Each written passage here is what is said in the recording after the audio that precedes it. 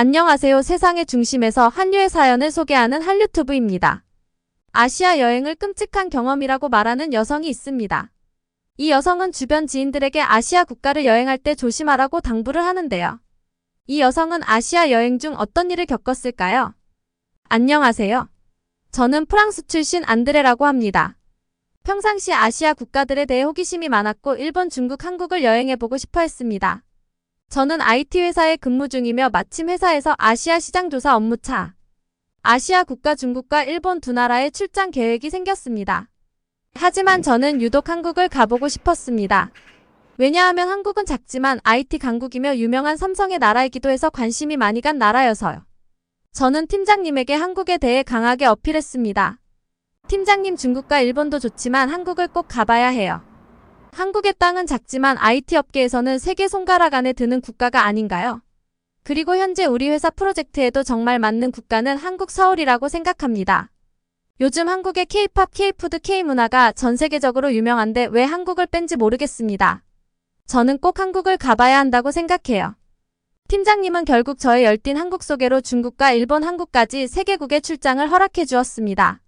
저는 출장을 준비하면서 세 나라의 문화와 IT 산업, 경제 상황 등 여러 가지를 준비하고 출장을 위해 떠났습니다. 처음으로 방문한 국가는 중국이었습니다. 중국으로 가는 10시간 이상의 비행기의 내부에서 정말 끔찍한 일이 벌어졌습니다. 비행기 안에 대부분의 탑승객은 중국인이었고 주변 사람들을 신경 쓰지 않고 너무 시끄럽게 대화하고 웃음소리조차 너무 커서 제가 깜짝 놀라기까지 했어요. 어떤 중국인은 아예 신발과 양말을 벗고 탑승하는 것을 보고 경악을 금치 못했어요. 유럽인인 저도 개인주의 성향이 있지만 아시아 국가에서 이렇게까지 개인주의 성향이 강한지 이번 일을 겪고 알았어요. 저는 조용히 승무원에게 불편사항을 말하고 자리에 앉았고 승무원은 해당 중국인에게 가서 정중히 조용한 대화와 다른 사람에게 피해를 주지 말라고 경고를 했습니다. 하지만 중국인은 자기가 무엇을 잘못한지 따졌고 누가 승무원에게 말했냐고 따지기까지 하더군요. 저는 정말 중국 출장의 시작이 안 좋다는 예감이 들었고 무사히 중국까지의 비행을 마치고 중국 공항에 도착했습니다. 출장 오기 전 중국에 대해 많은 조사를 했고 현 중국은 최첨단 시스템과 AI에 투자를 많이 한다는 조사 결과가 있어서 매우 기대를 했습니다. 하지만 중국 공항에 도착하자마자 정말 당황을 했는데요. 최첨단 시스템을 도입한다던 공항은 수속 시간이 너무 오래 걸리고 과거 방식의 수속 시스템을 아직까지도 대단한 것 마냥 유지되고 있던 현실이었어요. 또 공항 직원에게 문의하려고 했지만 언어 소통이 안 되고 저를 무시하고 그냥 지나치더군요. 다행히 뒤에 있던 중국어가 가능한 미국인이 저를 도와줬습니다. 중국 출장 일정을 시작하기도 전에 너무 진이 빠졌어요. 힘든 몸을 이끌고 미리 예약한 숙소에 가서 쉬려고 택시, 버스, 기차를 알아보려고 핸드폰을 켜는 순간 와이파이 안 잡히고 겨우 잡힌 와이파이는 터지지도 않고 너무 느리더군요. 결국 유심을 사고 핸드폰을 켜 찾아보기 시작했어요. 공항에 외국인이 두리번거리고 있는 걸 본 중국 공항 앞에 기다리고 있는 택시기사들은 소통도 되지 않는 중국어로 저에게 계속 말을 걸고 따라오기 바빴어요. 몇몇 분은 아예 QR을 찍으라고 해보고 자기 택시에 밀기까지 하더군요. 저는 정말 무서워서 그 자리에서 울기 직전이었어요. 그때 지나가던 동양인이 저에게 영어로 말을 걸어주었는데요. 그는 한국 사람이라고 밝히고 자기가 도와주겠다며 목적지와 교통수단을 알려주었어요. 한국 사람은 택시를 불러주었고 기다리는 동안 한국 사람에게 중국 이런 나라냐고 물어봤는데 한국 사람은 중국인 전부가 이렇지 않다고 아시아인들은 서양인들에게 적대적이지 않고 친절하다고 설명한 뒤 헤어졌고 저는 한국 사람이 불러준 택시를 타고 무사히 숙소에 도착했습니다. 중국에서 출장 일정을 하면서 비행기 안에서 공항에서 봤던 중국인들의 모습은 다를 것이 없었고 중국 도로의 쓰레기들과 사람들의 위생 상태는 더욱더 신경이 많이 쓰이더군요. 가장 불편한 점은 소통의 문제였어요. 중국은 선진국이지만 모국어인 중국어가 대부분이고 영어 소통하는 분이 많이 없어서 출장 기간 동안 소통의 문제가 심각했어요. 업무 일정을 마치면 남은 시간에 중국의 문화 유적지를 탐방하러 갔지만 역시나 무질서하고 깨끗하지 않은 인식이 제가 생각하는 중국의 모습이 되어버렸네요. 우여곡절로 중국 일정을 마치고 일본으로 떠나려는 준비를 했습니다. 하지만 여기서 큰 문제가 생겼는데요. 일본을 계획했지만 뉴스에서 일본의 현재 재난 상황으로 일본에 출입이 안 된다는 뉴스 내용이었어요. 일본은 섬나라로 지진이 자주 발생하고 있어서 회사에서도 일본이 위험하니 일본 일정 다음으로 연기하고 이번 일본 출장은 취소하라는 메일을 받았어요. 저는 어쩔 수 없이 일본 항공 예매를 취소하고 지진의 피해가 없는 한국으로 출장을 출발했어요. 저는 오히려 일본을 안 가고 한국을 간 것이 잘된 일이라고 생각했습니다. 일본은 아직 최첨단 시스템 발전이 안 되어 있다는 평이 있었고 대중교통도 여행자들에겐 불편하다는 평이 있더라고요. 그래서 한국으로 바로 가길 잘한 것 같아요. 정말 한국에 기대를 했습니다. 중국에서 한국의 인천공항까지의 거리는 2시간 정도로 짧은 비행이었어요. 2시간의 비행이었지만 정말 마음 편하게 비행을 했습니다. 한국을 정말 간다는 설렘과 함께요.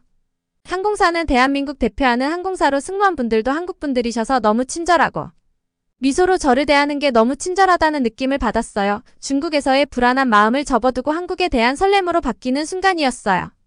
한국의 승무원들은 고객 한 명 한 명에게 필요한 것이 없냐? 정중히 물어보며 비행의 스트레스를 풀어주려고 열심히 노력하더라고요. 저는 중국과 한국은 이 시간의 거리인 나라가 이렇게까지 차이가 날 수 있나 혼자 생각을 하면서 한국에 도착했습니다. 저는 중국에서 오랜 수속기간의 경험이 있기 때문에 한국에 도착해도 두려움이 있었는데 그 두려움은 발생하지 않았어요. 한국 인천공항은 최첨단 시스템으로 신속하게 수속했고 공항 내부에는 AI 로봇들이 여행자들의 문의에 답변해주고 설명을 해주고 있었습니다. 한국 공항에서도 마찬가지로 숙소까지 택시를 잡으려고 핸드폰을 켰는데 와이파이가 자동으로 잡히는 거예요. 그것도 프랑스 인터넷 속도보다 더 빠르게요. 정말 깜짝 놀랐어요. 무료 와이파이가 프랑스 데이터 속도보다 빠르다는 것을요. 저는 와이파이로 택시를 찾는 도중 공항 안내데스크에서 외국인들을 위한 교통수단 안내란 표시를 보고 안내데스크로 향했어요. 안내데스크에는 해당 국가 언어에 맞는 AI 시스템과 담당 직원이 있어 원활하게 택시로 가는 방법과 지하철 버스로 가는 방법을 소개받았어요. 저는 한국의 교통수단을 체험해보고 싶어서 지하철을 선택했어요. 저는 AI 로봇이 안내해준 지하철 타는 곳으로 향했죠. 지하철은 외국인들도 쉽게 이용할 수 있게 여러 나라의 언어로 안내 설명이 되어 있고 지하철은 매우 깨끗했어요. 한국 지하철을 처음 타본 저는 깜짝 놀랄 일이 벌어졌어요. 지하철 안은 많은 인파들로 꽉 차 있었지만 자리가 비어있는 노인우대 좌석과 임산부 배려 좌석에 아무도 앉지 않는 것을 본 모습을 보며 프랑스 지하철 문화와 비교가 된다라는 생각을 하게 되었어요. 목적지에 도착할 때까지 노인석과 임산부의 자리는 비어져 있었고 오히려 옆에 있는 한국인은 저에게 자리 양보까지 한 모습을 보며 정말 중국에서의 안 좋은 경험들이 싹 사라지는 것 같았어요. 저는 편하게 지하철역에 도착한 후 숙소에 안전하게 도착해서 한국의 첫날의 일정을 마무리했어요. 한국은 어딜 가도 무료 와이파이가 가능해서 정말 편했고 그 속도 또한 빨라서 구입한 데이터를 다 쓰지도 못할 상황이네요. 한국의 거리는 정말 깨끗했고 거리에 쓰레기통이 없는데도 한국 사람들은 쓰레기를 바닥에 버리지 않는 문화를 목격했습니다. 프랑스의 환경미화원 분들은 거리의 쓰레기들과 전쟁 중인데 말이죠.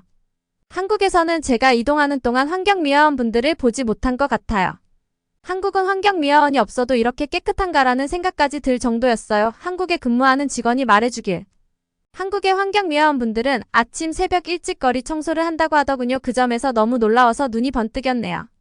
출장 일정을 마치고 한국의 도시인 서울 투어를 하려고 나왔어요. 한국의 서울은 옛 전통을 볼 수 있으며 현대적인 도시 분위기를 내어 재미있는 도시라는 평이 좋아서 여행하는데 기대를 많이 했어요. 서울의 유명한 장소들을 갔는데 정말 또 한 번 저를 놀라게 하더군요. 그 이유는 길게 선 줄이었는데요. 한국인들은 불평불만 없이 자기의 차례를 기다리고 중국과는 다르게 새치기를 하는 사람이 한 명도 없다는 것이었어요. 오히려 길게 줄을 선 사람들은 사람들의 통행에 방해가 될까봐 비켜주기까지 하더군요. 한국 사람들은 외국인들에게 친절하고 길을 물어봐도 목적지까지 데려다주는 따뜻함까지 느끼게 해주었네요. 한국의 관광 명소를 둘러보고 길거리를 걷고 있다가 한국을 조사할 때 라면을 먹고 싶다는 생각이 있었어요. K푸드의 인기는 저의 나라인 프랑스에서도 인기가 좋거든요. 그 중에서 저는 라면을 먹어보고 싶었어요. 프랑스에서도 한국 라면을 먹을 수 있었지만 현지 한국에서 라면을 먹고 싶어서 라면 가게를 찾았는데 마침 라면 가게가 있어서 들어가 봤어요. 내부로 들어가는데 손님들만 라면을 먹고 아무도 저에게 말을 안 걸더군요. 저는 한국의 친절함을 의심할 뻔한 순간 무인 라면 매장이라는 걸 깨달았죠. 혼자 머쓱해서 라면 매장 안을 살펴보니 외국어로 자세히 설명이 되어 있더라고요. 천천히 안내사항을 읽어보고 라면의 메뉴를 보았습니다. 라면의 종류는 너무 다양하고 외국인들이 좋아하는 라면 추천까지도 해줘도 라면의 종류를 고르는데 수월했어요. 라면을 고르고 라면을 조리하는 방법대로 조리 후 완성했어요. 제가 직접 라면을 끓이니 재미있고 맛 또한 훌륭했어요. 프랑스에 가면 제가 혼자 라면을 먹을 수 있겠다라는 자신감까지 얻었지 뭐예요. 라면의 맛은 프랑스에서 먹는 파스타와 식감이 다르고 국물의 맛도 얼큰하고 느끼함이 없어서 제 입맛에 너무 좋았어요. 라면을 다 먹은 후 저는 한 가지 의문이 들었어요. 계산을 안 하고 가면 어떻게 하지? 유럽에서는 절대 불가능할 것 같은데라는 비교 심리가 발동된 거죠. 프랑스나 유럽 국가에 무인 매장이 생기면 돈을 지불하는 사람들이 많을 건데 한국은 크게 문제가 되지 않는 문화에 또 한 번 놀라웠어요. 한국의 거리에는 무인 가게들이 많더라고요. 무인 세탁, 무인 카페, 무인 판매점 전부 24시간이라는 점에서 정말 흥미로웠어요. 치안에 취약한 심야에도 무인으로 운영하다니 정말 놀라운 일이에요, 저에겐. 프랑스엔 무인 세탁소가 없으니 서울에 와봤으니 한번 해보고 싶어서 무인 세탁소로 들어가 봤어요. 무인 매장이지만 매장은 깔끔했고 책과 안막이 다양한 쉴 수 있는 공간이 있더라고요. 저는 손수건과 양말을 세탁해보기로 하고 세탁을 기다렸어요. 빨래와 건조가 20분 안에 되어서 정말 감탄했답니다. 서울 여행에 푹 빠진 저에게 큰 문제가 발생했네요. 시간 가는 줄 모르고 돌아다니다 보니 12시가 넘어간 거였습니다. 길거리에는 사람이 별로 없고 저만 혼자 밤을 걸어다니고 있었습니다. 서둘러서 숙소에 가야겠다고 생각했어요. 다급한 나머지 제가 있는 곳과 숙소의 거리를 보니 10km나 떨어진 곳이더군요. 정말 길 한복판에서 당황한 나머지 풀썩 주저앉아서 아무 생각이 나질 않았어요.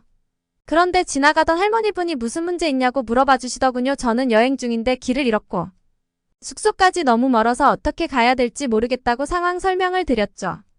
근데 할머니분은 친절하게 숙소가 위치를 알려주면 자기가 가는 방법을 알려주시겠다는 선의를 보여주시더군요. 저는 정말 감사한 마음이 들어서 감사합니다라고 전달했어요. 할머니는 숙소 위치를 보시곤 저를 근처 버스 정류장으로 데려다 주셨죠. 심야여서 저는 버스가 없는 줄 알았는데 버스 정류장은 환했고 사람들도 제법 있더군요. 한국의 버스 정류장을 처음 본 저는 감탄을 했어요. 커다란 디스플레이에 버스의 위치와 시간표들을 쉽게 볼 수 있게 돼 있고 버스 정류장의 환경은 깨끗하고 벤치도 편하게 돼 있더군요. 프랑스에서 종종 버스를 타는데 한국의 버스 정류장만큼 좋지 않아요. 또 놀라운 것은 서울 대중교통은 정시에 오는 게 정말 놀라웠어요. 프랑스 버스는 자주 지연되고 시간에 안 맞거든요. 그래서 시간 맞추기가 정말 힘든데 한국 버스는 제 시간에 오고 지연되고 지연되는 시간이 디스플레이에 뜨니 시간을 예상하는데 편리한 것 같아요. 한국 할머니는 버스 번호를 알려주시고 조심히 가라는 말과 미소를 저에게 보내주시고 떠났어요. 12시가 넘은 시간에 한국 사람들은 치안 걱정을 안 하는 것 같아요. 저는 여행을 좋아해서 자주 가는데 항상 밤에 늦게 돌아다니면 현지 사람들은 저에게 밤길 조심해라를 강조하는데 한국에서는 크게 중요하지 않았어요. 버스 정류장에서 기다리니 마침 할머니가 알려주신 버스 번호가 왔어요. 버스를 보는데 처음에 이게 버스인가라는 의심이 들더군요. 제가 알던 버스가 아니고 미래형 버스인 것 같더라고요. 한국 대중교통에는 한국어와 외국어가 같이 나와서 이용하는데 역시 편했어요. 미래형 버스를 타고 자리에 앉아서 목적지 안내를 보며 가는데 버스도 무인이지 뭐예요. 정말 깜짝 놀랐어요. 자율주행 버스라니 운전자가 없고 진짜 미래형 버스가 맞네 라는 생각을 하면서 천천히 버스 내부를 둘러봤죠. 안내문구에 심야 자율주행 버스라는 안내와 심지어 버스비가 무료라는 점에서 정말 감탄을 하지 않을 수 없었어요. 또 버스는 엄청 조용해서 앞사람의 숨소리까지 들릴 정도였어요. 정말 한국의 기술에 박수를 보내고 싶었어요. 버스의 디스플레이에는 도로의 교통 상황, 뉴스, 목적지까지 시간을 알려줘서 정말 안심하면서 목적지까지 갈 수 있었어요.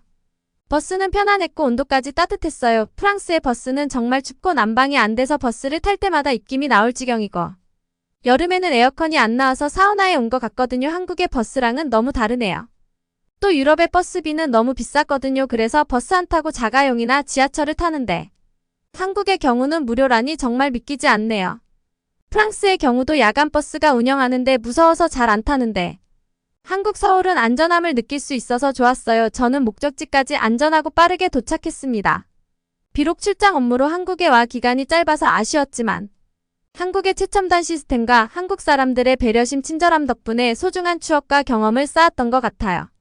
같은 아시아 국가라도 정말 다르다는 것을 느꼈고 한국이라는 작은 나라지만 전 세계 사람들이 한국 문화, 한국 음식에 열광하는지를 알 수 있었던 소중한 시간이었습니다. 오늘의 사연은 여기까지입니다. 끝까지 시청해주셔서 감사합니다.